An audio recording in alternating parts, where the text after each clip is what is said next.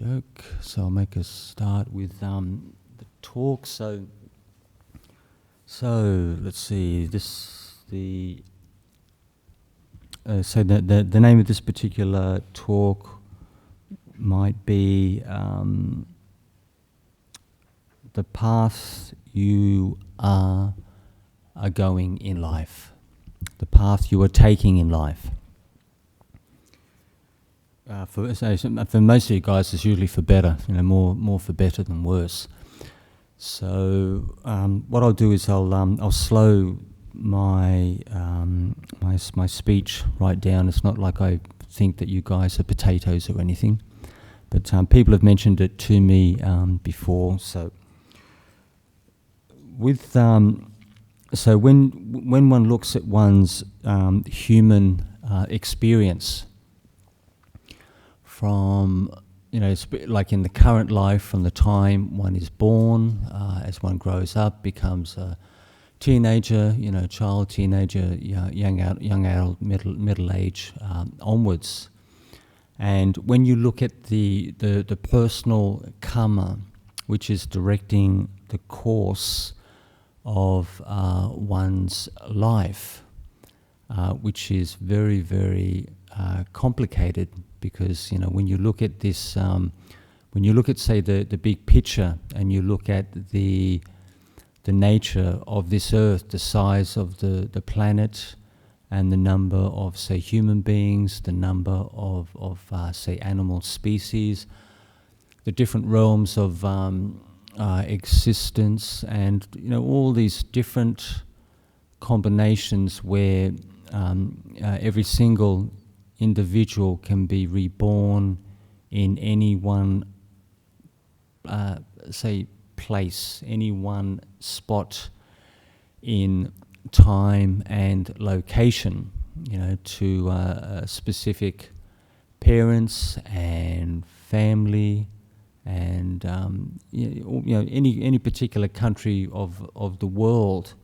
And some of us have a mix of very interesting characteristics. You can be a person with very, very strong, say, Buddhist inclinations, and you can be reborn, say, in England, which is largely Catholicism. You can be reborn in Australia, which is largely Catholicism. When you look at the different religious groups and their representation in general society. So, what are the forces and energies which bring us to this point? Very, very specific points in, say, time and location. And so, personal, a person's personal karma is, incredibly complicated. And only the Buddha himself, and only the Buddha, could know and understand the full complexities of karma of every single person at any time or location. Whether it was in, say, the human realm, or within, say, even say, like the animal realm, or the Dhammaloka, Brahmaloka, any particular realm of existence.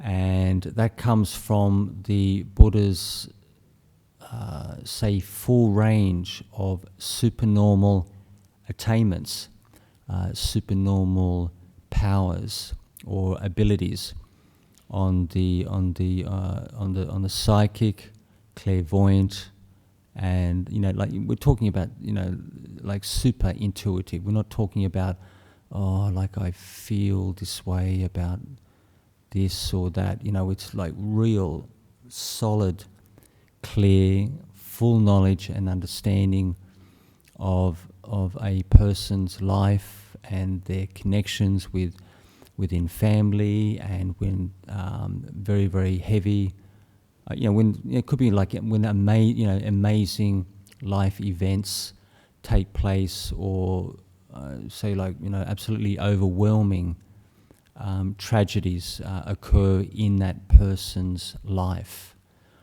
And so the Buddha, just alone, not even his two leading disciples, Sariputta or Moggallana, and Moggallana was only second to the Buddha in supernormal psychic attainments. So Sariputta was only second to the Buddha in wisdom, and Moggallana was only second to the Buddha in supernormal psychic attainment. So when you look at your life experience as a human being and the path that you are currently taking at present, so every single one of us, every human being, every animal, every species of within the animal kingdom, every single being right throughout this cosmos, this universe, is a conditioned entity. So, all the different facets of your personality, your characteristics, your likes, dislikes, your preferences, your ideals, your loves and hates and aspirations, it all comes from this process of conditioned phenomena. And the reason that is the case, and it's a unrefutable and what would you say, unrefutable? Unrefutable, what's the word? So like synopsis on my, from my perspective, is that, where else can it come from? The Buddha drew attention to this over and over and over again in the suttas, the sutras of both the Theravadan tradition, and naturally you see that in Mahayana and the Tibetan schools and Zen and Chan, that we are conditioned beings living our lives in this world, and other worlds in the past, other worlds in the upcoming future. And because where else do you get these preferences from? Where else do you get these personality traits? It's got to come from somewhere. And people think, some people say things like, I truly believe that I have free will, that I can make, all these choices for better, for worse. I can direct the course of my life. I can choose my friends. I can choose my profession. I can move in a certain direction, even on a physical level. I can choose to go live, in another country within the next 3 months. COVID. I can't. With COVID, there's certain countries you definitely will be restricted on. But I had a young man tell me that just recently. He was heading off to Canada within the next 3 months to live permanently. So we have choices, and we have a degree of control and power in the direction of our life and in the quality of our life experience to a degree. You are limited by one's physical health, by one's financial resources, by one's support or networking ability. The vast majority of you guys, you have contacts in other countries, and it's not difficult. It's not difficult for you to make new friends, and to to come to arrangements with people in America, in Brazil, other parts of Central America, almost any, and within limits, almost anywhere in the world that you would like to travel. And you can do the same for other people. You can go and visit your friends online, and naturally you repay the favour. If they look after you, you look after them, and you have this congenial arrangement where you could travel the world, and people will help you, support you to a degree, and you do the same for them when they come to stay with you here in Australia. So, you have, say, personal qualities, attributes, support, opportunities which will give you the ability to do certain things and go places and access, potentially, say the best private schools and universities, say in Perth, or maybe even overseas. If your father is very wealthy, your parents are very wealthy and powerful, and they have contacts in England, they have contacts in America. If you've got enough money and power, you can open doors for your children for educational or financial opportunities. With this one particular lady who comes to mind, who comes from a good quality middle class background in Bangkok, and both her daughters have good qualities and at least one of the daughters has good quality education in the US and is within, say like higher level banking fraternity in Bangkok. But I'm absolutely sure the second daughter is on a similar profile, and naturally, parents tend to project their own makeup on their sons and daughters. We are like projections of mum and dad to a degree, for better or maybe even potentially for worse, unfortunately. But but in essence, that our life experience is made up of thousands. Your current daily experience, like your moment to moment, minute to minute experience, is shaped and formed and conditioned by thousands and thousands and thousands of karmic events from past lives, from the last life and this life.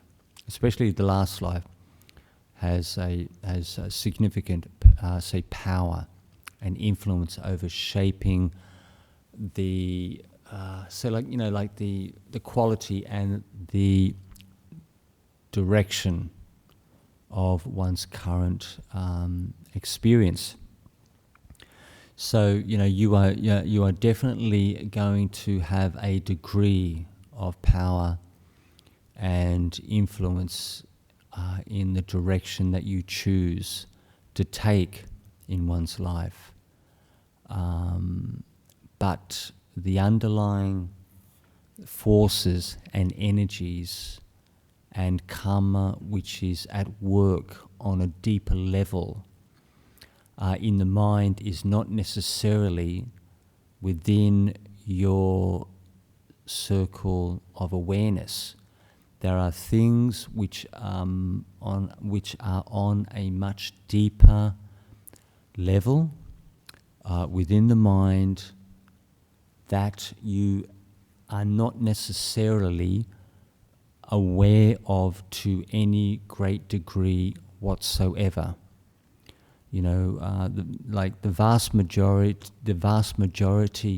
of us do not have full awareness of the underlying dynamics which are responsible for the way you walk and talk as a human being in your current existence. So, as we move in this particular direction of one's life, there are thousands of potentials. There are thousands of choices that you can make. But these choices that you have, say at your fingertips, to a degree, or you have the potential to manifest.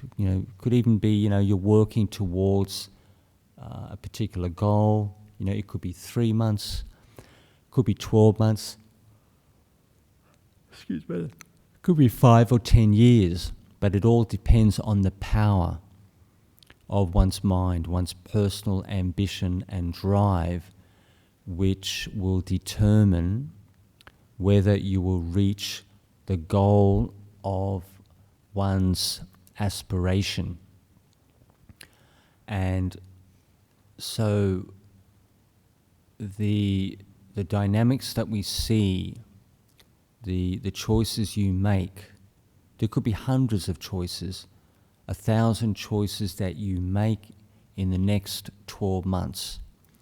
And they could be potentially conditioned by 100,000. And I'm not like exaggerating when I say this, but potentially this can be the case. You could have 1 million causal factors, easily 1 million causal factors from the past life and lives previous to that, which are shaping the choices and the preferences that you follow or aspire to in one's, one's current experience. So you're looking at this vast field of karma, which is of past actions. The accurate definition of personal karma is action, is actions, say physical actions of body and speech, and mental actions of, say, thought, intention, or volition. So these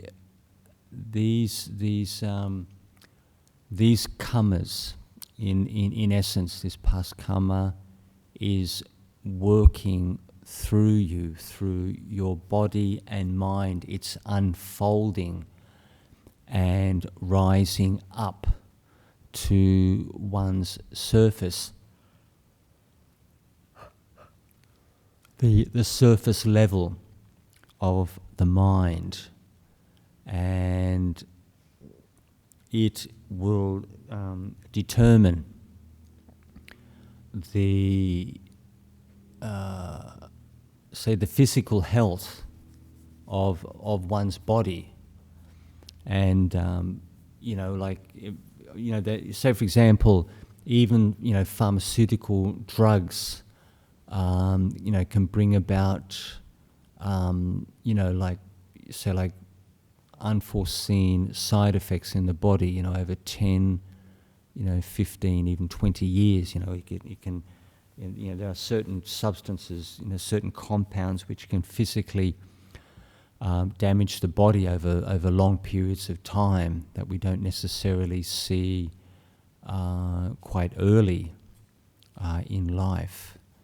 And so, one's personal karma is working through one's body and mind. And why is that the case? Why do I have to why do I have to be reborn in a family with abusive parents? Why do I have say, like, for example, a father who's illiterate, can't read and write, and is a drinker, and one's mother who has schizophrenia and suffers from, say, manic, depressive illness, and runs, like, when this person has mania, basically gives away, all your money, all the money in the household, gives away all one's the family's personal possessions when they're running, say, in a state of elation. And you're in a situation. So from 12 years of age, from the time you had enough schooling to read and write, you had to essentially look after and watch over one's parents and take responsibility for bills, for bank accounts, for household, running of the household, all this kind of stuff that all you guys are familiar with. And your parents, your mother and father, you're 12 years of age, and you're 12 and 13, and your mother and father are like your own children. You actually have to support and look after them. And it's quite possible that your mother and father from that current life could have been your children previously, because in this life you're 12, 13 years of age, and you have to look after mum and dad till the day you leave home and get married at 21 years of age. And then you have a partner who has a condition, a long-term chronic condition, which is very, very, which is very, very tricky and difficult to manage. And, that person, one's partner, without you there, watching over and protecting them, they would have been dead a dozen times over before age 30. So, this is just one family. So every single one of us know, people, know families who have very, very, tricky and complicated scenarios. But you think to yourself, why couldn't I have just a reasonably pleasant life? I just want a normal, happy, healthy lifestyle. Why do I have to be subjected to this kind of stuff? Why do I have to be responsible for this kind of kind of like relationships, like interactions with family and even friends and whatnot? Why can't I just have a reasonably happy, healthy human lifestyle? So, every single one of us, you get, some people in the human realm where it's just a breeze. You know, from the time they are born into wealthy, affluent families, and they have all the opportunities that a person could need for for good parenting, for good quality education, for financial support, for high class material acquisitions. It could be anything. Could be nice cars. Like I remember that there was one family in America who lived in the Beverly Hills area, and both sons were call it like senior high school students. They had their driving licenses, and both these young teenage men had 3 cars apiece, and because Dad was a multi-millionaire, and just little things like that, and a nice home and good quality education and all sorts of different opportunities that kind of lifestyle can provide. But unfortunately, they made some very, very bad decisions, and both those guys ended up on, multiple murder charges, and basically, I don't know whether they died in. I think potentially they might have died in prison. It was a story my father passed on to me. But all of us, we have this incredible mix of experiences, both pleasant and unpleasant, and you think to yourself, well, it's like, in a sense, it's like grist for the meal. The vast majority of us, we like to have meaningful, pleasant experiences, rewarding, joyful, not necessarily blissful. There are definitely occasions where some of you guys will be blissed out, and so we run this whole spectrum of painful to absolute, what would you call it? Say, incredible states of happiness, fulfillment, contentment. We run the full range of thousands and thousands of human emotions. And as one very high-ranking clairvoyant in Sydney told me when she was alive, she was about, when I saw her, she was about 70. She must have, I'd be amazed if she was still alive, but she had, incredible psychic ability. And, but yeah, from a very, very young age, and then later, when her own daughter was the same age and had contact with Tibetan Lamas in Sydney, that she had the opportunity to develop this psychic ability to support and help others. But with every single one of us, we run this vast range of feelings and moods and states of mind.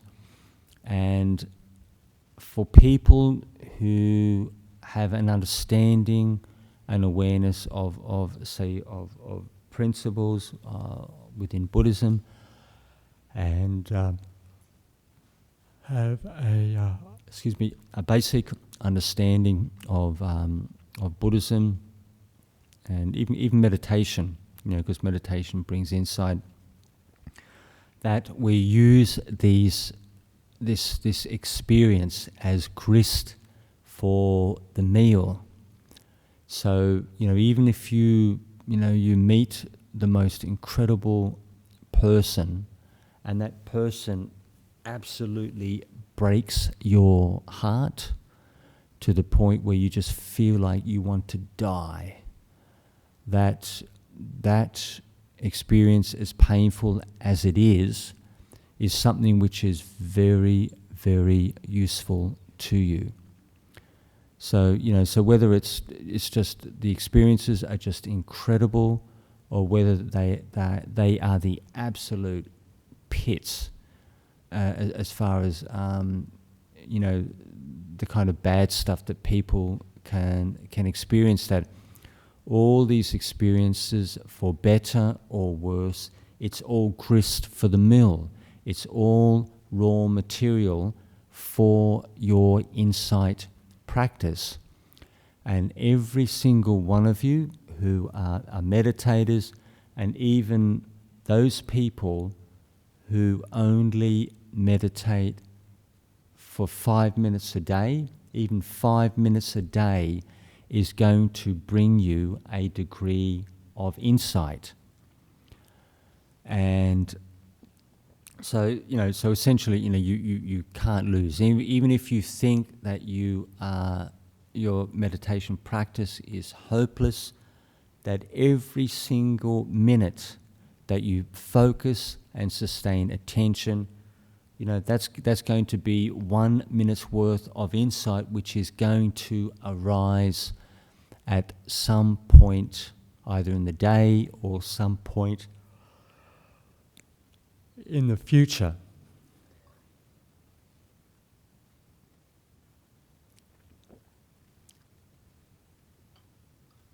And this human experience is going to really, there's a number of benefits to meditation and insight, and for the vast majority of us who practice, that many of us are interested in peace of mind and understanding, wisdom, understanding the nature of the human mind, the physical body, the nature of life and the universe.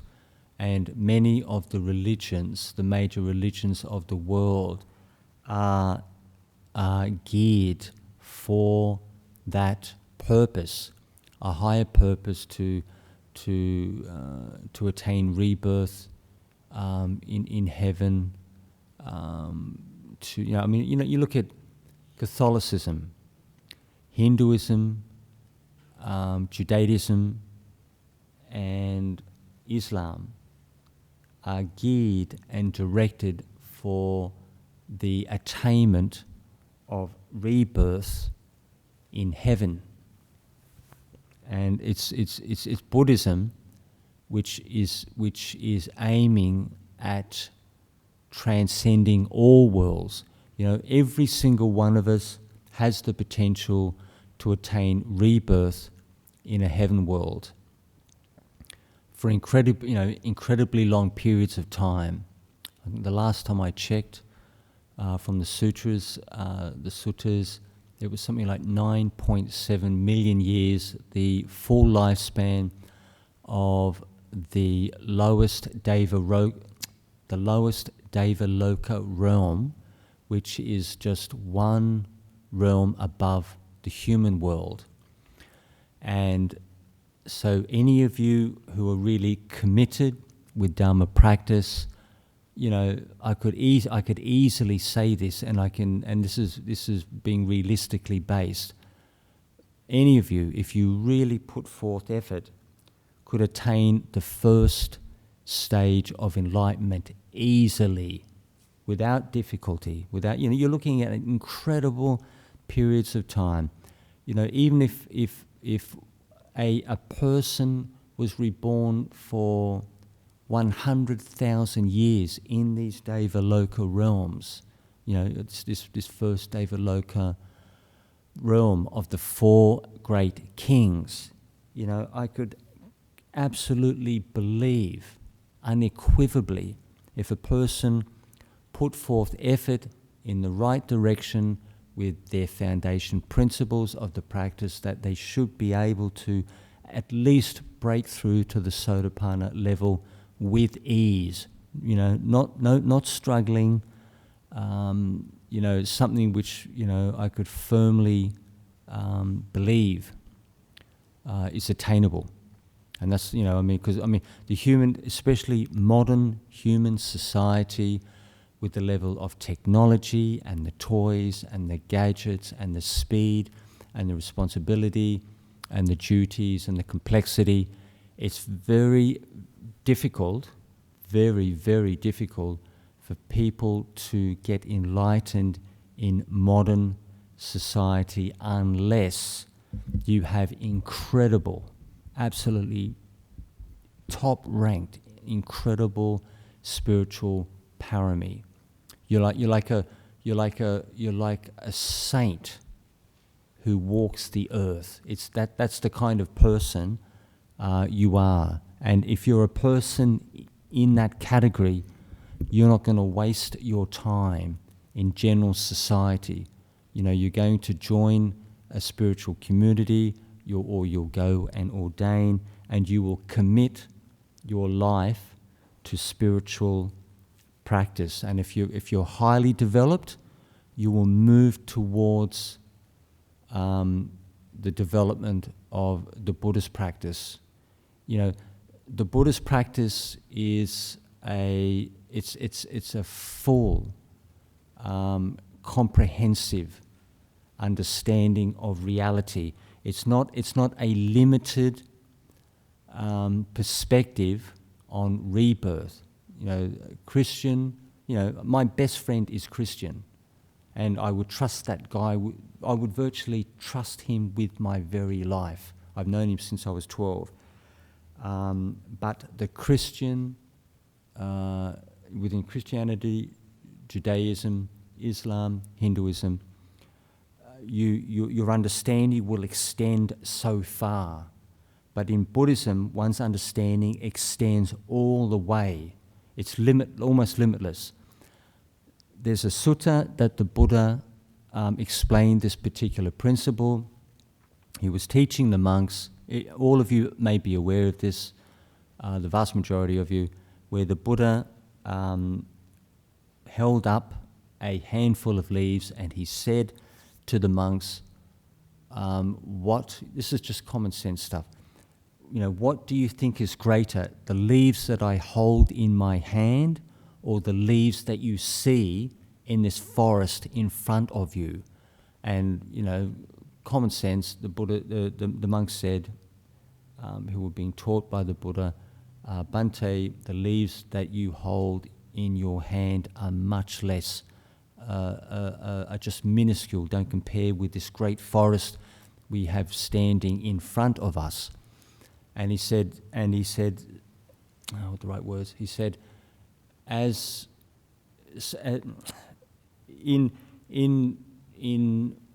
comparison,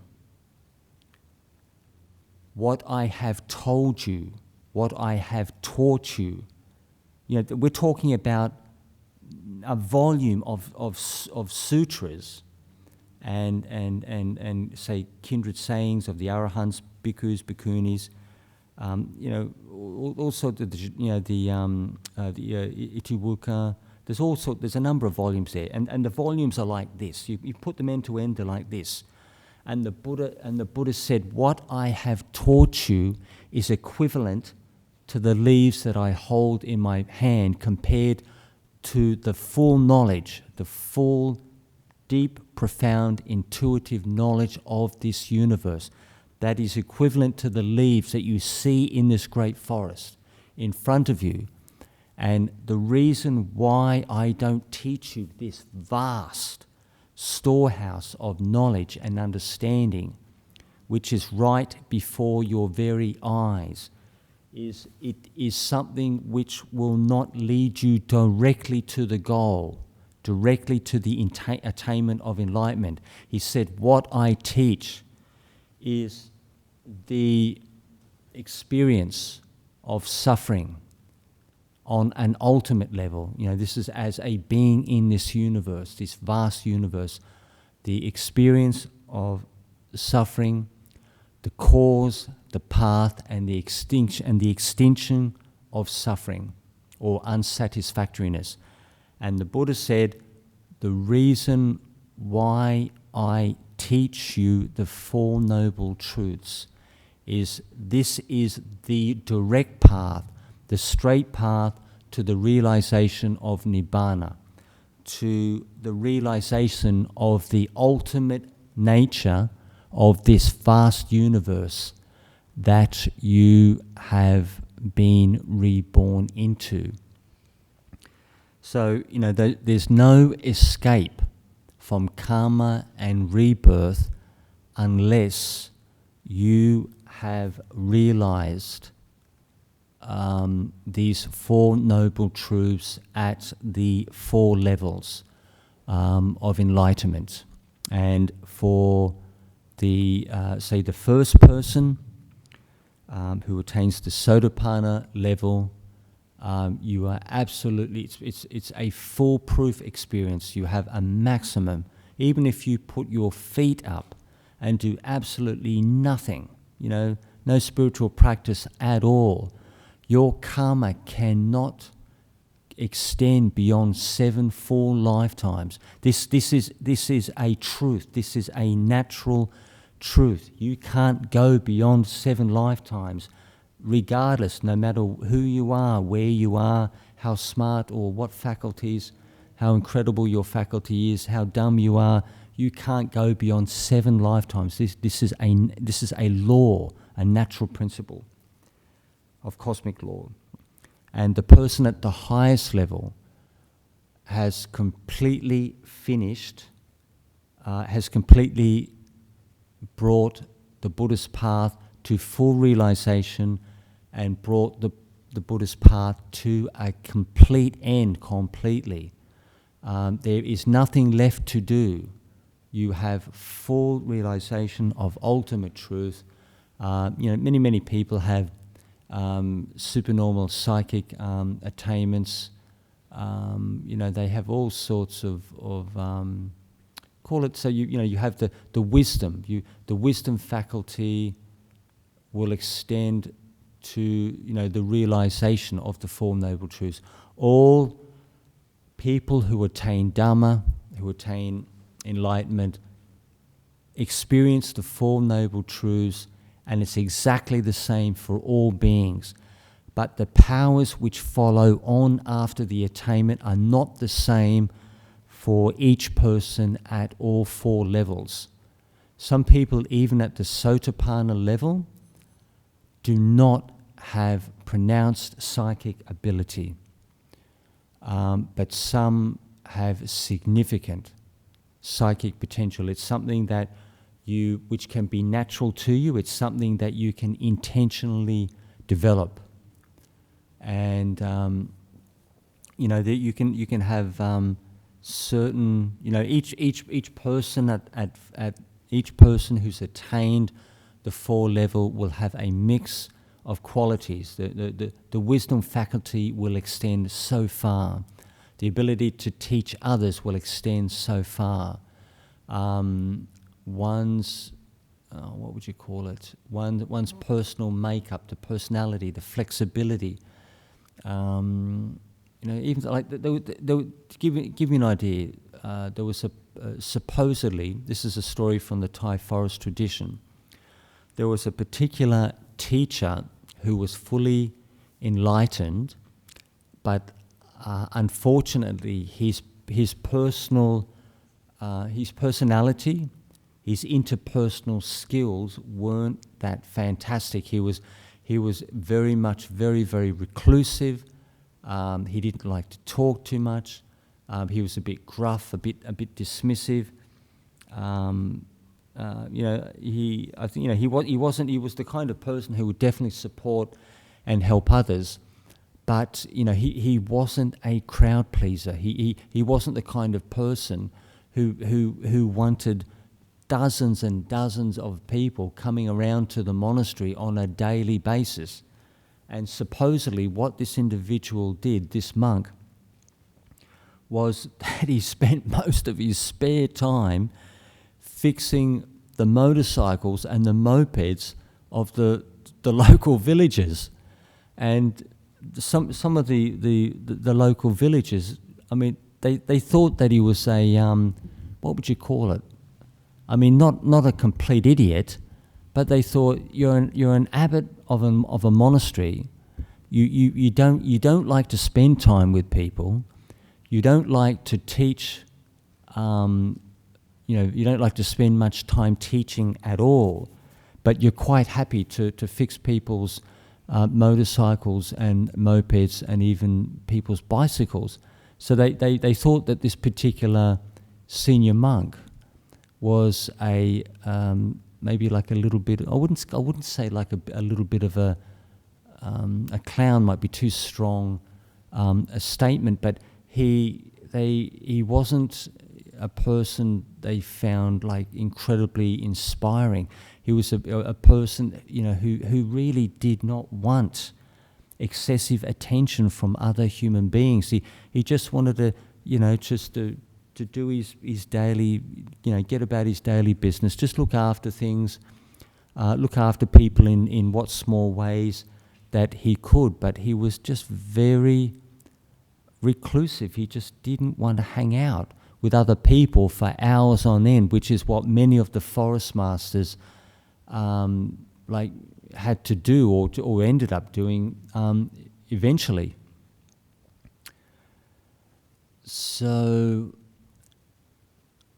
when you look at the course of one's life, every single one of us have a completely different life experience, from day to day, from month to month, and your personal karma can potentially just take you all over the world. Depending what kind of person you are, you could easily meet, like through the course of one's life, 1,000, 10,000 people, as one journeys through one's human experience. But the crucial point, the bottom line is, for better or worse, that you develop and sharpen your wisdom faculty, you develop and understand the full factors of the path, and you really put emphasis on the quality of your meditation and insight, and you develop your wisdom faculty to its highest degree, because of all your personal qualities personal qualities or attributes. This one is the most important, and this one has the most power to take you much higher in the process of rebirth, where you are going to live for incredibly long periods of time, which will give you the potential to essentially break through and realize the Dhamma that the Buddha taught while he was alive. Because essentially, it's all very nice to have fun in the world and have different experiences. It can certainly be tangible and meaningful and have value. So whichever way you choose to go, whichever direction you wish to take in life, the crucial point is that sila, samadhi, panya.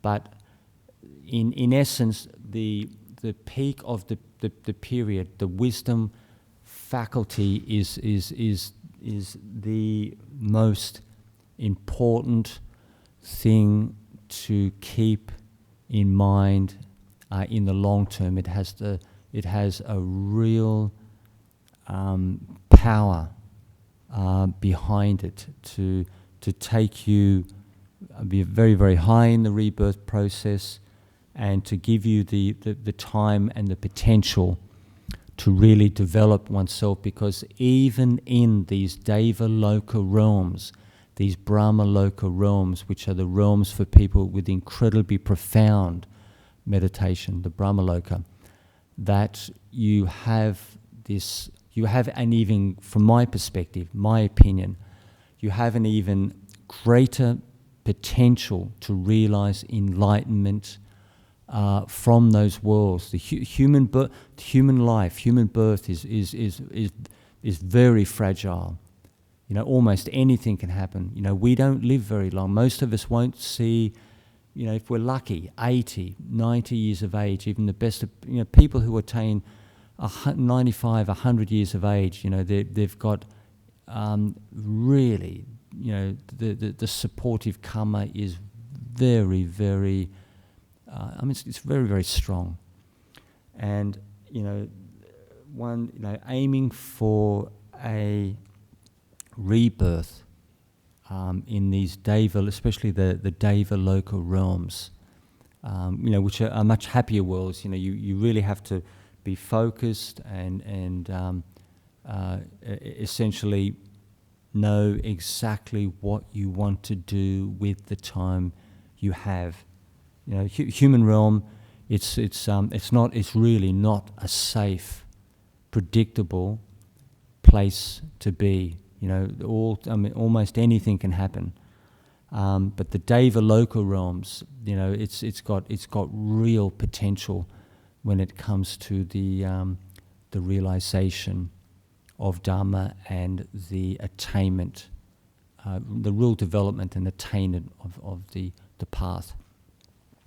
So I'll finish it there, finish the talk, and open the floor to questions. If anyone wants to challenge, to say anything amazing. And we have some charming, delightful questions, I hope. Or maybe some challenging questions. Questions from Germany. How do my subconscious and my mind relate? Can I give peace to this experience? It seems I am calm on my awareness, but feel tense underneath. Why? I get that as well on a regular basis. I can be quite peaceful, but you can feel physical, excess energy in the body. Even the mind can be peaceful. You can still be restless. You're looking at multiple factors. So your subconscious, to be specific, your subconscious is that area of your mind. So your subconscious is that area of your mind which is deeper down. You don't have full awareness, full understanding what's happening there. Your conscious level, you think and feel, you're aware, you have sensory awareness. But your subconscious, is that deeper level where you just can't see and know and understand what's happening. And that would be the major difference between the two. Subconscious, it can take years and years and years. As we develop the meditation, we go deeper into the personality. We go into we go deeper into our personal karma, all these different forces and energies in the personality. You're looking at this almost like I wouldn't call it, maybe catharsis might be too strong a word, but you have to go like really deeply into the self. In order to get enlightened, you've got to go into one's nature. And really come to know and understand, exactly what you are made of. Question from Palestine. I turn to the Dhamma to help me feel less of an object through the teachings. But when, even in the sutras, women are constantly associated with sexuality, I can't help but feel objectified. It's pretty strange, I think women tend to have more rights, more of an equal status in Israel. how am I supposed to deal with this and not feel aversion to the Buddha and the Dhamma? Okay, so if I put myself in this woman's shoes, how do I feel less of an object through the teachings? But even in the sutras, women are constantly associated with sexuality. But unfortunately, this whole business with culture, with conditioning, with biology, reproduction, people's forces and energies in the personality. If you had more women in control of the media and politics and maybe even the armed forces, that they would tend to undermine and bring a more balanced perspective. This whole business with women being associated with sexuality, from what I can see, and I'm not an expert, I'm not a what would you call it, a sociologist or anyone else in that category, but it's men who are largely responsible for the media projection, for the magazines and the comedy and the rude comic books and all this other stuff which associate women as sexual objects or physically attractive people. But unfortunately, a lot of this comes from the attitudes and the views and the opinions of men. But unfortunately, because the origin of this, a part of this, it's the biology of males. It's the reproductive biology of males. Males, as the ladies know, men are hardwired in certain ways, and I don't need to explain to any female the way, the kind of intentions and the kind of attitudes that men have in relationships or whatnot. Men have this underlying biological kind of hardwire which affects their surface behavior. But to give you an idea, my Christian friend, who is a teacher, his wife's a teacher, his two older daughters must be at least 18, 20, and his young son, who is 13, is a very lovely boy and has a very good attitude, has a very good, has good quality relationships with his female friends and his female school friends, and has a good attitude overall because mum and dad brought him up to see girls and to see women as fellow human beings. And he's a very sensitive, very kind young man. He's not afraid to hug his mum, and he's quite he's very comfortable to share with his sisters. So his male and female energy is much more harmonious, and it's much more better. It's got a much better balance to it. And guys, boys and men who have sisters tend to have a much more conducive, balance or equilibrium with their male and female energies, because men are not wholly male. With genes and genetics, males are partly female with their chromosomal makeup. I don't know a lot about this business, but all of you can research this. And all females are not fully female, not fully femi. They have a male component to them. Okay, from Lucy. Let me think now. This particular lady, Palestine. What I would do to round that off in a nutshell, if I was a female living in. Oh no, that's true. It's not Israel. It's Palestine. That's a different ball game, because you're in an Arab Muslim fraternity. That's a very difficult. That's a very, very difficult one. I couldn't answer that in full detail right now. Maybe you can send me. I'll send you an email. I might be able to get you. I'll get you your email address, and I'll send you a long email, because it's a bit complicated, but I can answer your question in full. Okay, Lucier, question from France. Can someone else's karma overpower your karma? Can you catch somebody else's karma? Not really at all. People's karma is personal, but we have interactive personal karma. So you have your own stuff that you're working through, but you share your stuff, and you interact and you engage your stuff with other people. And so somebody else can have strong karma with you, and they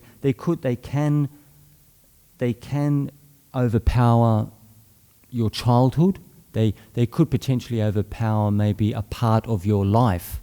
You could have a father who's incredibly dominant, a mother who's incredibly dominant, and wants you to move in a certain direction. You're the only son. They want you to be successful, and they want you to be a lawyer.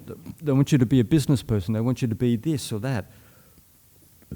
It's not necessarily your cup of tea, but that's what they want. So they may have a degree of power and influence over you, but you have choices. If you have an understanding of how these things work, even say for example, you could have people who are in very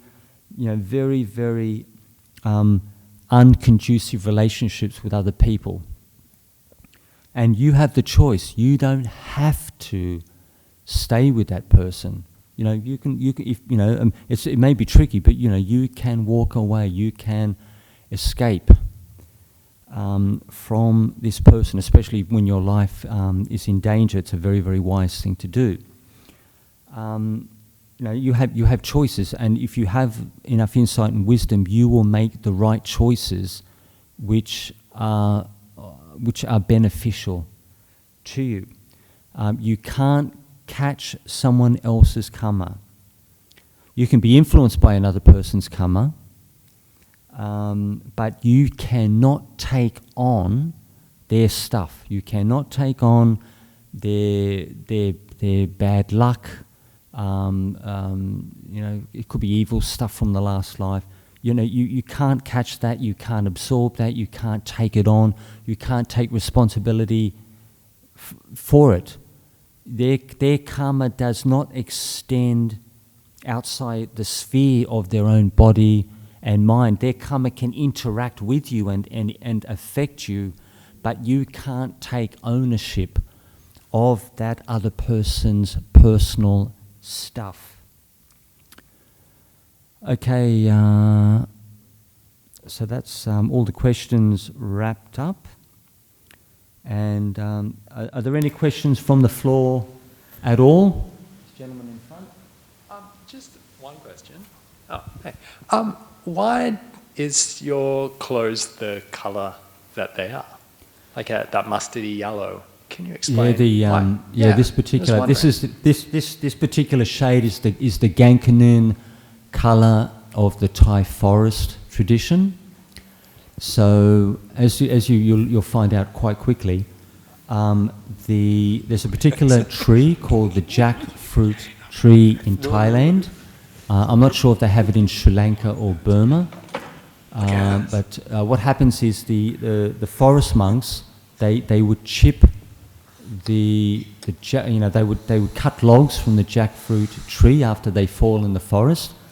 They would chip the logs, and they would boil them in a large, wok, like a massive wok, at least 3 or 4 feet in diameter, and they would, after several hours of boiling the chips, you get the Gankanoon dye. they would drain off the Gankanoon dye and then place the dye, say like in a tub, a plastic tub, or you place one's robe, one's main robes, one's lower robe, in like a large plastic bowl, a large plastic bowl or dish arrangement, and then you would pour with a dish, because it's the Gankanoon water, the Gankanoon dye, it's really it's really quite hot, and so you can wait for it to cool, and then you sprinkle the dye onto the robe and get the dye fully moist, wet. The robes have got to be wet from top to bottom, and then you can rinse the robe in say like a surface layer of dye. If you had at least nothing less than you've got to have at least absolute minimum an inch of dye in the basin at all times to get the full deodorant and cleansing effect with the Gankanoon dye. Gankanoon dye, it's got a very fragrant, sweet scent to it, and so every week the forest monks, that's what they do, to keep, because in Asia it's quite humid, Southeast Asia, and you have to wash these robes every 7 days, otherwise they stink. And so the Gankanoon dye is very effective, and if you need to wash your robes at any time, you can use washing up liquid, which is very effective. Gankanoon dye will wash out of robes over time, over many weeks, over many months. It can lose its colour over time, and but you can use things like even potentially any kind of soft detergent, even things like very mild soaps, and you can make the robe. You don't have to. The Gankanoon process. It's a little bit. It's time consuming. So the monks they'll make sure that they'll prepare dye, they'll do wood chips, prepare dye. They'll have a storehouse. They'll have a store of chips, and then they'll wash and dye robes from possibly even on a weekly basis. In Sri Lanka, there's a tree which has a purple colour. I'm not sure. Maybe Burma they would probably have another one. I've never looked into it, but the Burmese colour, it's more of like a dark brown, from what I've seen. And so you're looking at different species of tree, but the quality of the dye, it's very effective. Okay. Ajahn Api, can I say? Eddie. Oh, Eddie. yeah, Ajahn Api. Just now you mentioned about the Four Noble Truths and the causes. Yep. Yeah, So in Buddhism, we acknowledge the causes, okay, which is the second noble truth, okay, to help us solve our problem, to end the suffering, okay, yeah. Seems like the medical profession, there's no regard for causes, they treat the symptoms, the symptoms. So there is that conflict, going on, Do you see what I mean? Conflict of what? Oh, in Buddhism, we acknowledge causes, Causes, we have a problem. Everything is causally based. Everything. Yeah, the Four Noble Truths, we are saying suffering and the way towards to end suffering, okay? We acknowledge that. But if you have a problem, you go to see the medical profession, they don't look at the causes. You just go to the symptom, they treat the symptom. And the symptom is not always correct, isn't it? To the treatment. Well, from what I see, the whole history with, was it A.B. Farben and the petrochemical fraternity, the whole business from World War II with the military-industrial complex, the laboratories, the petrochemical industry, and then later on, the pharmaceutical fraternity, medical fraternity with the machines, their drugs, chemotherapy, all that stuff that within that, that whole sphere, they don't want, if they went for the causes, they'd be out of business already. Cancer, heart disease, diabetes, arthritis is largely dietary related, largely. And I've studied dietetics for 10 years, and I've seen it over and over and over again in the hospital system. I was working as a registered nurse, and it's so obvious. It's very easy to understand, but I mean, why would the doctors go for the causes? Because they're basically they just end up destroying themselves financially. Yeah. So you put those professionals put themselves out of business. I know that, but there is a conflict in it. This conflict sometimes is difficult, There's a conflict between this cause, Like in Buddhism, we believe in the causes, like to help us solve our problems, Yeah, but say for example, if the medical fraternity focuses on symptoms and effects, it's not really a problem for us as long as we know what we're doing when it comes to Dhamma, when it comes to the way we live our life. Say, for example, if I had a skin condition, if you're a Buddhist person, your tendency will be to use herbal-based moisturizers, herbal-based, like medicines, because they're biologically compatible with the nature of your skin and your blood and this and that, and so you can still move and function in the world with a causally based mentality, because the causally based mentality is the wisdom approach. If we're looking at causes and effects, what we're doing is we are applying principles of wisdom and insight. Does that make sense? Yeah, I see what you mean. Yeah, it's difficult. What I mean, sometimes, certain things. Well, the medical thing, fair, like skin thing, fair enough. But there are certain things which can be done from our own selves. You yourself know. We ourselves know our problem. You understand or not? You see, when you see a doctor, this thing, they say it their way. They say what? They say it their way. You have to do it their way. Okay? They are weighing. Their way of doing things.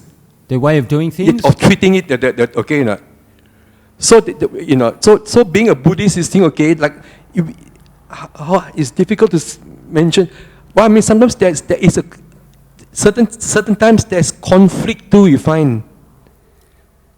Not necessarily. I mean, look, if you've got human society is quite complicated. There's all these different dynamics going on, but the ultimate truth is, no matter who you are, like within, say, the human realm, anywhere else in the universe, that cause and effect is the law of laws. It doesn't matter if you're the most incredible surgeon or pharmacist or general practitioner or biologist or chemist in the world. It's all cause and effect is the law of laws. This is the law which underlies all the sciences. Yes, but these medical people, they don't think that way. They think that their way, like through surgery, cut this, cut that, and all these things. That's what they do. Well, you don't play that game. You basically let me think. There are certain things you can do.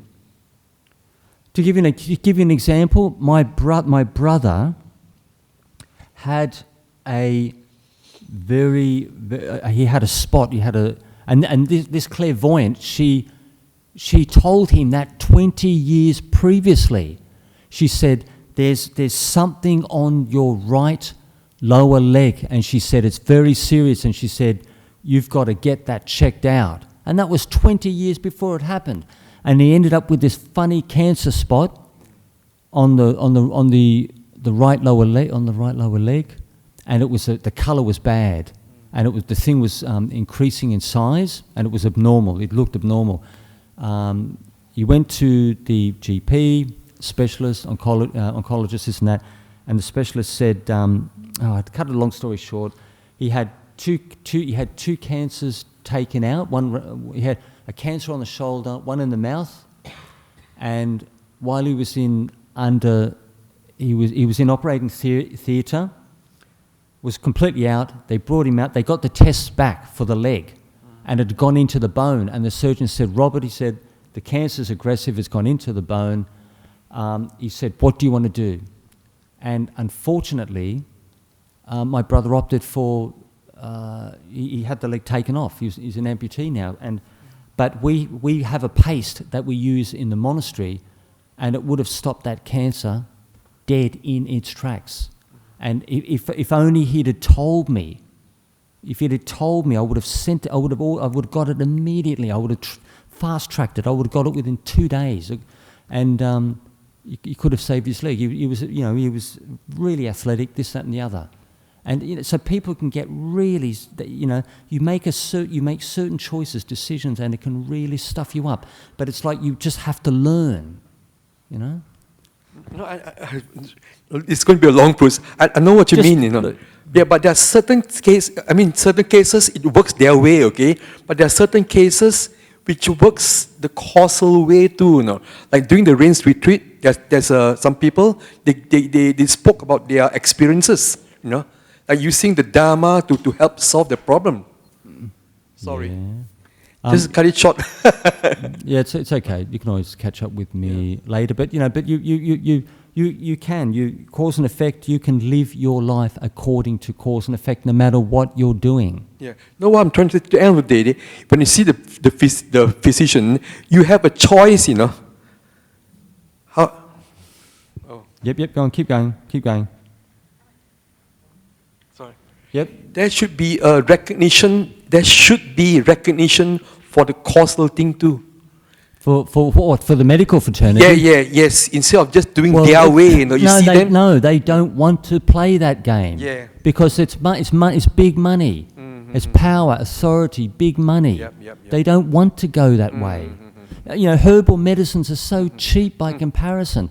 I know people who are paying thousands of dollars. It could be $1,000 a month for these goddamn medicines, Yeah. And sometimes the herbal substitutes, they're a fraction of the price, but they don't want you to go that way. That's right, It's bad for business. Yep. But you will get some very, very good GPs and specialists who are very comprehensive, very, very, they're not all the same. Anyway, thank you. Bless you, Eddie, bless you. Okay, can we finish up?